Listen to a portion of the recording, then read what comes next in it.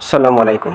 নবম দশম শ্রেণীর শিক্ষার্থীরা জামিল বাংলা পাঠশালা ইউটিউব চ্যানেলে তোমাদের আবারও স্বাগত জানাচ্ছি। আজকে আমি তোমাদের সাথে আলোচনা করব তোমাদের বাংলা ব্যাকরণ পাঠ্য বইয়ের 14 নম্বর পরিচ্ছেদের একটি গুরুত্বপূর্ণ টপিক শব্দদ্বীত্ব নিয়ে। আশা করি তোমরা পুরো ক্লাসটি মনোযোগ সহকারে দেখবে। যারা এই চ্যানেলটিতে নতুন জয়েন হয়েছে তারা অবশ্যই চ্যানেলটাকে সাবস্ক্রাইব করে নেবে। তাহলে চলো আমরা শব্দদ্বীত্ব নিয়ে আলোচনায় চলে যাই। শব্দদ্বীত্ব কি? শব্দদ্বীত্ব হচ্ছে যে শব্দ পাশাপাশি পরপর দুইবার আসে, দুইবার বা একাধিকবার আসে, সেটা হচ্ছে শব্দদ্বীত্ব। অর্থাৎ যে শব্দগুলো দুইবার বা তারও অধিকবার পাশাপাশি উচ্চারিত হয়। অভিন্ন বা সামান্য পরিবর্তিত চেহারায় কোনো শব্দ পরপর দুইবার ব্যবহৃত হলে তাকে শব্দদ্বীত্ব বলে। অভিন্ন অর্থাৎ একই শব্দ অথবা একই শব্দ না হলেও প্রায় কাছাকাছি ধরনের শব্দ যখন এই পরপর দুইবার আসে তখন তাকেই বলে শব্দদ্বীত্ব। শব্দদ্বীত্ব হচ্ছে 3 ধরনের: অনুকার দ্বিত্ব, ধন্যাত্মক দ্বিত্ব আর পুনরাবৃত্ত দ্বিত্ব। অনুকার দ্বিত্ব কি? পরপর প্রয়োগ হওয়া কাছাকাছি চেহারার শব্দকে অনুকার দ্বিত্ব বলে। একই শব্দ নয়, বরং এমনটা দুইটা শব্দ যেটা পরস্পর কাছাকাছি বা প্রায় একই ধরনের উচ্চারণ, একটার অনুকরণে আর একটা শব্দ, কিন্তু একই শব্দ নয়, বরং কিছুটা ডিফারেন্ট বা তার মধ্যে কিছুটা পার্থক্য থাকে, এই ধরনের শব্দকেই বলে অনুকার দ্বিত্ব। এতে প্রথম শব্দটি অর্থপূর্ণ হলেও প্রায় ক্ষেত্রে দ্বিতীয় শব্দটি অর্থহীন হয় এবং প্রথম শব্দের অনুকরণে তৈরি হয়। অনুকার দ্বিত্বের একটা বৈশিষ্ট্য হচ্ছে প্রথম শব্দটি অর্থপূর্ণ থাকে এবং দ্বিতীয় শব্দটি অর্থবিহীন থাকে, অর্থাৎ কোনো অর্থ থাকে না। তবে প্রথমটার অনুকরণে দ্বিতীয়টার উচ্চারণও প্রায় একই ঢঙ্গে হয় বা একই অনুকরণে হয়ে থাকে। তাতে শব্দকে খানিকটা অনির্দিষ্ট, সাধারণ বা গুরুত্বহীন করা হয়। এই দ্বিত্ব হওয়ার ফলে মেন যে শব্দ, এই মেন শব্দর গুরুত্বটা কিছু কম থাকে। যেমন আমরা উদাহরণে দেখি যে অঙ্ক টঙ্ক, আম ঠাম, খেক টেক।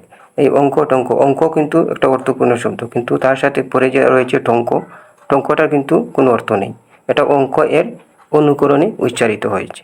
তেমনিভাবে আম টাম কেক টেক, এগুলোর দুটোর মধ্যে প্রথমটা অর্থপূর্ণ থাকে, শেষেরটা অর্থবিহীন, কিন্তু প্রথমটার অনুকরণে দ্বিতীয়টার উচ্চারণ হয়ে থাকে। এরকম বাকি এই শব্দগুলোর উদাহরণগুলো তোমরা বই থেকে পড়ে নিও। আমি আর সময়ে সংকীর্ণ সেহেতু আমি সবগুলো উচ্চারণ করছি না। অনুকার দ্বিতীয় অনেক সময়ে স্বরের পরিবর্তন ঘটতে পারে, যেমন আড়াআড়ি, প্রথমটা স্বরদ আকার থাকে, পরেরটা আবার সইকার, এরকম থাকতে পারে। যেমন আড়াআড়ি, খুঁজাখুঁজি, ঘোরাঘুরি, চুপচাপ। তো আমরা কি জানলাম যে অনুকার দ্বিত্ব সেটাই যেটা পরপর প্রয়োগ হয়, পরপর আসে এবং দেখতে প্রায় একই রকম, একেবারে একই রকম নয়, বরং কাছাকাছি চেহারায় থাকতে পারে। এই ধরনের দ্বিত্বকে অনুকার দ্বিত্ব বলে।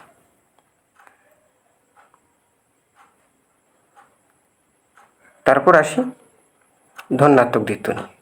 ধন্যাত্মক দ্বিত্ব কি?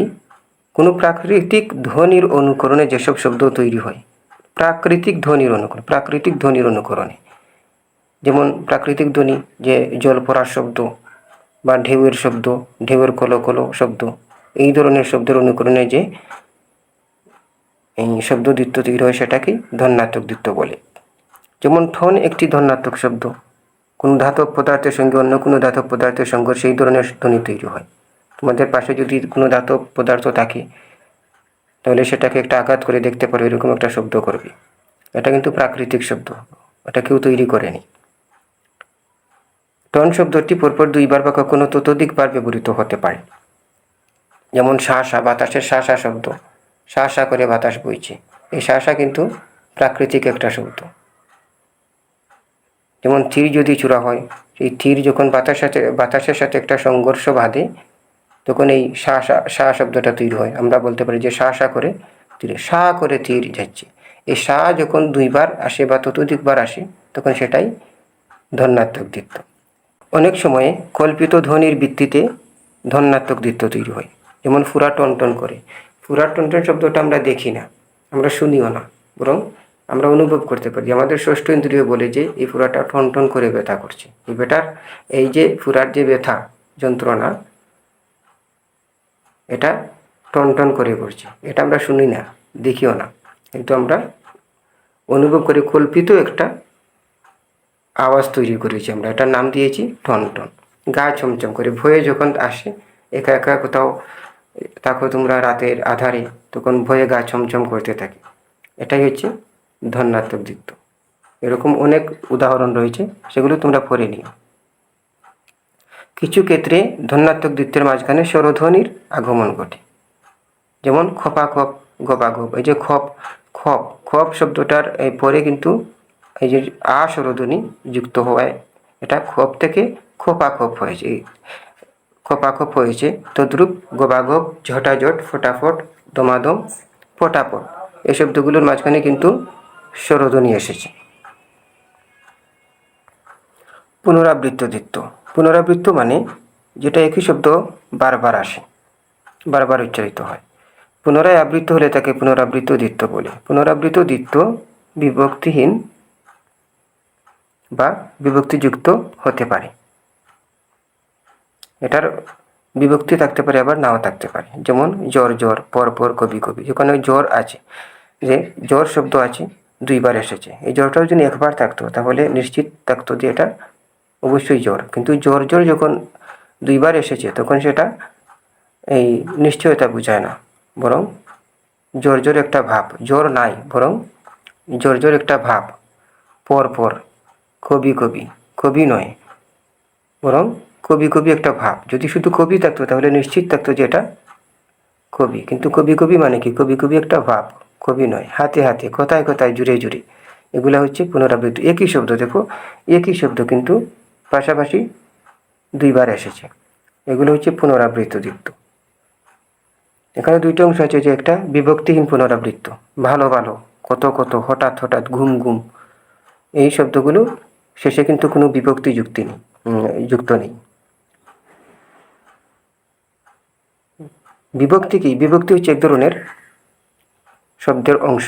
আমরা আগের যে ভিডিওতে কারকের আলোচনা করেছিলাম সেখানে বলেছিলাম যে কিছু শব্দ রয়েছে, যেমন র, এর, দ্বারা, দিয়া, কর্তৃক ইত্যাদি, এগুলো যে শব্দের অংশ থাকে, শব্দের শেষে যুক্ত হয়ে একটা নতুন একটু অর্থটা বিস্তৃত করে, সেটাই হচ্ছে বিভক্তি।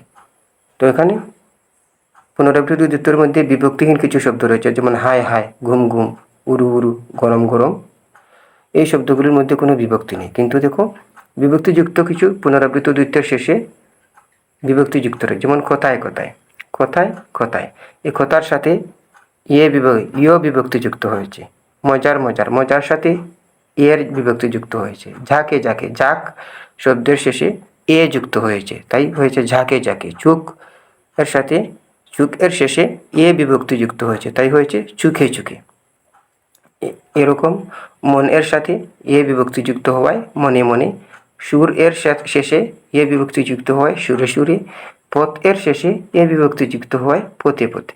একই শব্দ, এটা বিভক্তিযুক্ত হয়েছে দুটার মধ্যেই, তাই এটা বিভক্তিযুক্ত পুনরাবৃত্ত যুক্ত, কিন্তু শব্দ একই, দুটা অংশেই একই, তাই এটা পুনরাবৃত্ত যুক্ত। অর্থাৎ একই শব্দ যখন বারবার আসে, পরপর বসে এবং পরপর উচ্চারিত হয়, সেটাই পুনরাবৃত্ত দ্বিত্ব। এখন আমরা তোমাদের পাঠ্য বইয়ের কিছু এমসিকিউ প্রশ্ন রয়েছে, সেটা সমাধান করব।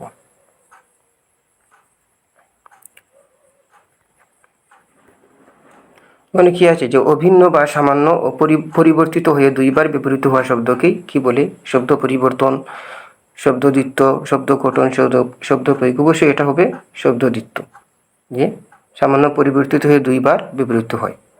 শব্দদ্বিত্ব কত প্রকার? 3 প্রকার। পরপর প্রয়োগ হওয়া কাছাকাছি চেহারা শব্দকে কি বলে? অর্থাৎ একই শব্দ নয়, বরং কাছাকাছি চেহারা শব্দকে কি বলে? অবশ্যই সেটা অনুকার দ্বিত্ব, এটা আমরা পড়েছি।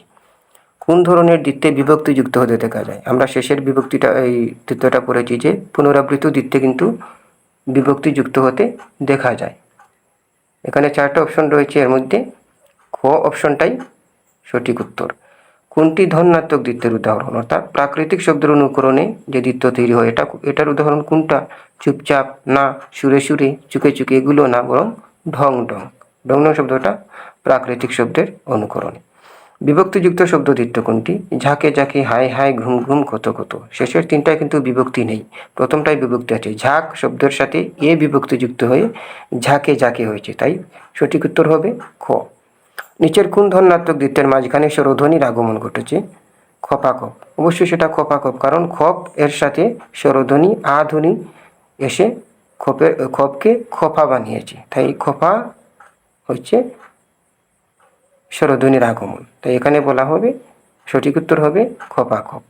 শেষের তিনটা থকথকে, ভটপট, মজায় মজায়, এগুলোর মাঝখানে কিন্তু স্বরধ্বনি আসেনি, আসলে সবগুলাই এসেছে। তো শিক্ষার্থীরা, আশা করি তোমরা শব্দদ্বিত্ব সম্পর্কে পুরোপুরি বুঝতে পেরেছো। এরপরে যদি তোমাদের কারো কোনো কনফিউশন থাকে তাহলে অবশ্যই সেটা কমেন্টে জানাবে। আর পরবর্তীতে তোমরা কোন বিষয় নিয়ে ক্লাসটা চাও, বাংলা সাহিত্য অথবা বাংলা ব্যাকরণের কোন টপিক নিয়ে তোমরা ক্লাস চাও, সেটাও কমেন্টে জানাতে ভুলবে না। আশা করি তোমরা সব সময় চ্যানেলের সাথে কানেক্টেড থাকবে এবং তোমাদের কোনো মূল্যবান পরামর্শ থাকলে সেটাও কমেন্টে জানিও। তো আজকে এ পর্যন্তই, তোমাদেরকে ধন্যবাদ।